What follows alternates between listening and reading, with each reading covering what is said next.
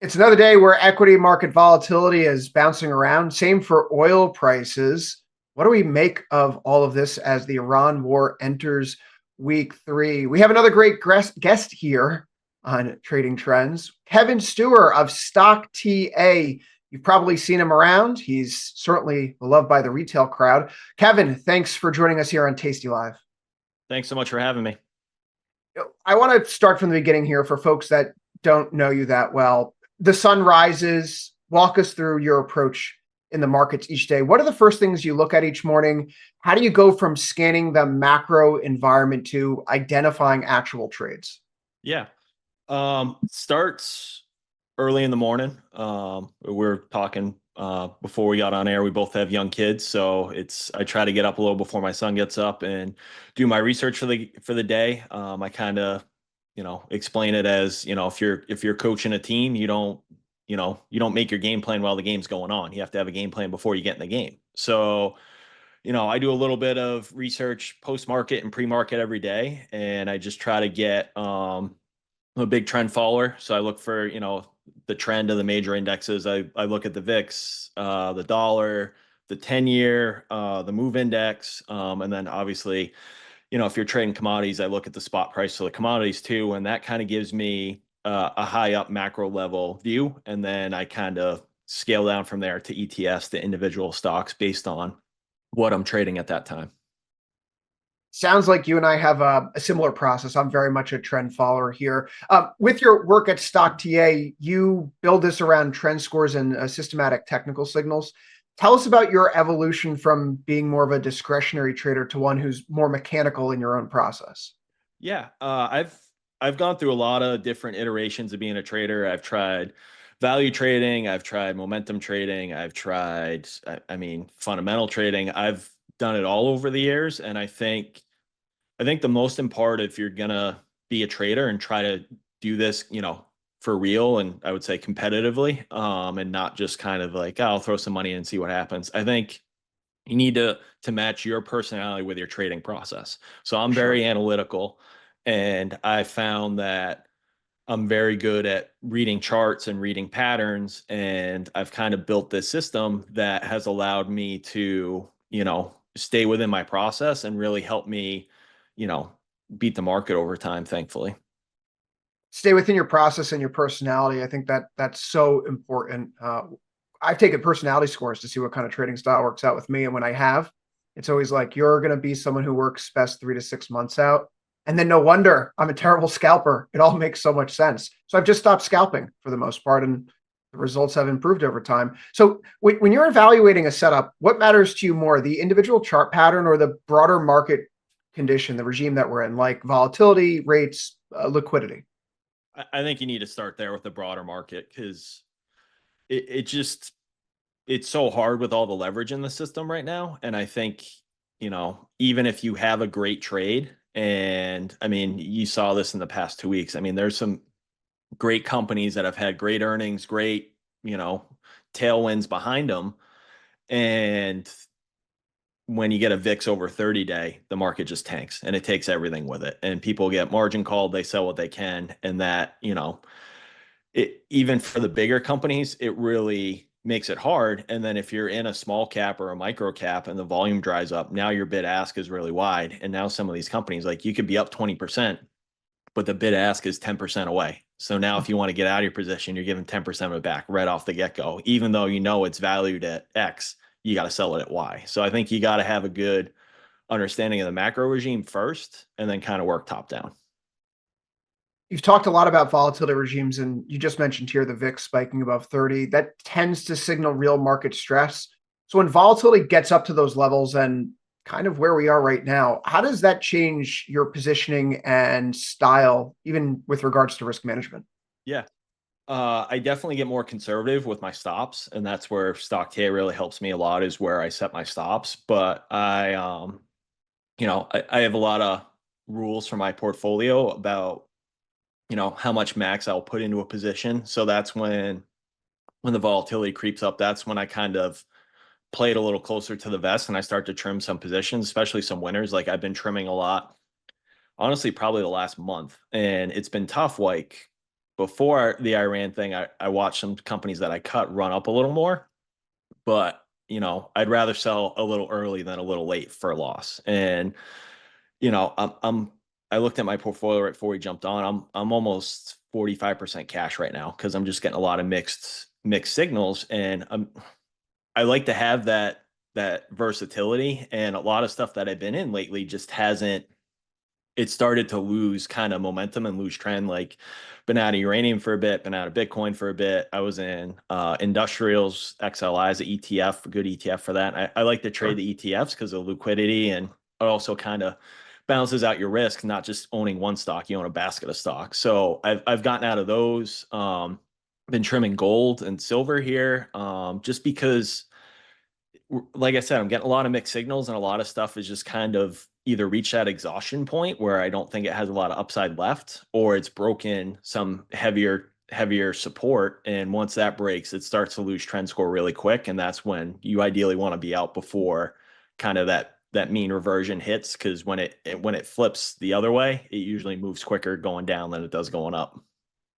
You've mentioned a few of these signals here over the course of this interview: VIX, move, 10-year yield, the US dollar. If you had to narrow it down to one or two cross-set signals to keep an eye on that are really driving the market right now, what are those two things that you're looking at before your kid wakes up in the morning? That's a great question. I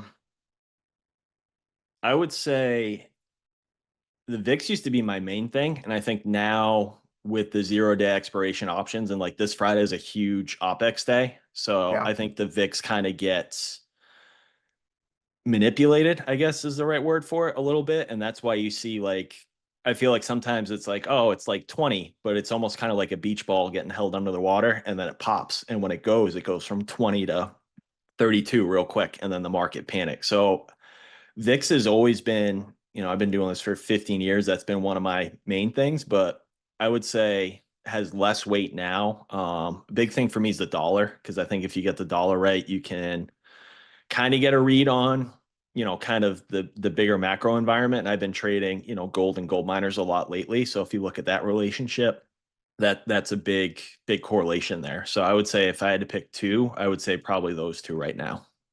Yeah, ever since the Iran war started, gold has really been underperforming here. And I've seen in some of your recent commentary that gold may be breaking down on a short-term trend basis with a potential negative 520 EMA cross. I'm more of a 521 guy because, Yep. just each their own. But regardless, you're looking at the technical structure and you're not really finding much of what you like there. So given this geopolitical backdrop, it feels like there's a narrative violation happening right now in gold. What do you make of some of these safe havens not behaving the way that maybe you and I both felt they should be? Yeah, that's been really interesting because I would say gold has underperformed in the last 2 weeks, and Bitcoin has kind of outperformed at least my expectations the last 2 weeks. And usually Bitcoin doesn't do well during this kind of crisis. So I just think it's really been interesting to see gold just struggle. And it's, I have a couple different charts pulled up on my other screen here, and like IAU, which is the iShares Gold Trust, that one is probably the best setup right now. But I mean, GDX doesn't look good. Some of the individual miners don't look great. GDXJ doesn't look great. So some of these things that I normally trade during times like this, that's why I'm in a lot of cash, because I don't know. And it's frustrating. You never have all the answers, but you want to try to make, you're basically making bets, right? So you want to have as much information as you can. And I feel like when I'm uninformed, that's when it's time to take some of my chips off the table and just kind of wait and see. And like Friday, the action was a little weird. Stuff wasn't going well. And I'm like, I literally went out and worked in my yard all afternoon because I'm like, I don't understand this market right now. And I need the dust to settle and the pieces to stop moving so I can kind of get a clearer read. So it was, sometimes when things aren't going your way or it doesn't look right, it's best sometimes to just walk away and just do something else and come back to it later on. I hear that. I tried doing that last weekend, so we had to wallpaper my son's room, and I didn't realize how frustrating wallpapering would be. And I ran right up into about where the futures market opened. So I went from wallpapering for a few hours to doing oil trading. Wasn't That's a good not a way to fun de-stress. combo. No, but you know what? You raise a very good point, which is if you don't know what's going on, right? Not every trade in the market needs to be about capital accumulation. Capital preservation, in my view, is where we should be at as traders at this moment. And so if you find yourself getting chopped up, finding issues, just take a step back, let the charts change a little bit, give us fresh perspective, go smell the roses. Why not? It's springtime after all. So you did touch on Bitcoin here a little bit here. It is perhaps trying to bottom while gold weakens. Is that a temporary rotation or is there something new going on? Because there could be a regime shift happening. I think if we're heading into a stagflation environment, I'm curious to see how Bitcoin performs here because we haven't really had a lot of stagflation in Bitcoin's like recent memory. So it's kind of hard to look at a chart and No. see, like you look for correlations like, okay, when's the last time we had a crisis like this? And you pull up a chart and you look, okay, how'd Bitcoin do? Well, there's not really a ton of information on that. So like what's been interesting is, Bitcoin was very bearish in our signals for a while. And, IBIT is the main ETF I use for that. And you're looking at October, it was $73, traded all the way down to early February, mid 30s. And now for us, it's got a neutral overall score and a neutral short score. And it has heavy support at 40.21 as of this is Friday's close. And it was, 41, 43 at the open today. So like I'm watching that closely because there's not a lot of overhead resistance until you start getting in the low 50s. So that's not something I own right now, but it's definitely on like probably top of a couple of my watch lists here is, like I said, I'm sitting in a lot of cash. So I'm waiting to see how this plays out the next couple of days because I think Bitcoin could have a little bit of a short-term rally here. You sort of to see some of this technical deterioration in some of the mega cap tech names. The Mag 7 ETF, MAGS, really hasn't been able to break back through its own former support resistance near 63. Microsoft, Amazon, Meta, these have been dogs. What does it tell you about the leadership in mega cap tech? And how are you using it to assess the overall health of the market right now, just given the weightings of these players? I think the narrative's kind of caught up to it a little bit about the massive Hmm. spending for AI. Like that's always kind of been on everybody's back burner, but I think now you're starting to see it show up in some of these earning calls and talk about future spending. And, there's been discussions about, is there going to be another investment round in open AI? Or now CapEx starts with a B instead of 500 million, it's a billion or 2 billion. And I think those numbers are starting to scare people. And I was long Google for a while, and my algorithm here told me to get out of it earlier on, and I didn't listen to it, and I gave back a lot of the gains that I had. I still locked in a nice profit on it, but the algorithm kind of picked up some of this transition, and it's been interesting because kind of Bitcoin's been kind of an leading indicator for tech, in my opinion. Like when Bitcoin was rallying, it kind of did it before tech did, and then when Bitcoin sold off, I started to take some of my chips off the table in tech because I thought, I started to see some of the weakening in the tech. But now I Sure. find it interesting that Bitcoin's trying to bottom.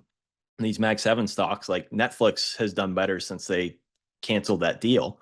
But the other ones, they really don't look good right now. So I'm kind of curious is why is Bitcoin giving a conflicting signal now, considering the Iran thing, where before it always kind of traded along with tech. Now it's trading differently to tech. And that's part of the unknown that I don't really understand right now. I think that's such an important observation. I mean, what are the kind of desks in finance, institutional finance, hedge funds that are trading something like Bitcoin? They're probably the kind of desks that are trading tech stocks, right? And so Bitcoin has been this albatross the last few months. Tech hasn't been able to rally, but now Bitcoin is. So is that blue skies for tech ahead if we get around the Iran corner here, we get through the straits, or is this merely a bounce that we could sell? Yeah, the regime change between gold and Bitcoin to me has been so fascinating here. Let's try to wrap this up and bring it back to the topic du jour, which of course is Iran. You've mentioned names like Diamondback, Occidental, and Chevron have some of the stronger setups right now. In a geopolitical environment like this, do you prefer owning the commodity itself or the equities tied to them? That's a great question. I think it all depends on your risk tolerance. For me, I prefer the companies because there's a little more fundamentals with that, if that makes sense. Like, some of these oil companies, their margins at $50 or $60 oil was terrible, or even they're losing money. But now, if oil can stay, we have our range internally, oil's 95 right now. We have the trend at 87, and we have it trading between like 85 and like 101 in the short term for oil. So it's really hard to kind of, at least now, trade the futures on that, where I think there's a little more upside in some of the companies if this continues, right? Because like if you get another month or 2 months of oil at this rate, every barrel of oil, all the natural gas, all these companies pull out, their margins just increased a ton. And I think, especially with companies, when you look at past earnings, when you compare the comps, like the comps that they've had quarter over quarter, the last 2 years have been terrible. So like now it's going to be really easy for them to be like, hey, Q4 revenue was up, X% over 2025 Q4 revenue, or, whatever quarters are coming up. So I think it's important to understand that relationship and some of the comps to it, where, if you start trading futures with oil, you got contango and backwardation and all this stuff, and it starts to get kind of a little trickier quicker. And I just try to keep my trading simple. So I stick to the companies for the most part. Let's take this back out to the 30,000-foot view to wrap this up. Traders are becoming a little bit more accustomed to the geography of the Middle East these days. You've pointed out recently something akin to the Mahan doctrine, which is to say that if you control the naval checkpoints, then you control trade. But that may be shifting, especially with the advent of these cheap FPV drones. We've seen it in Russia, Ukraine. We're now seeing it in the Middle East here. From a market standpoint, what does this tell you about the geopolitical situation evolving from a temporary shock into perhaps a new normal where risk premia will be elevated?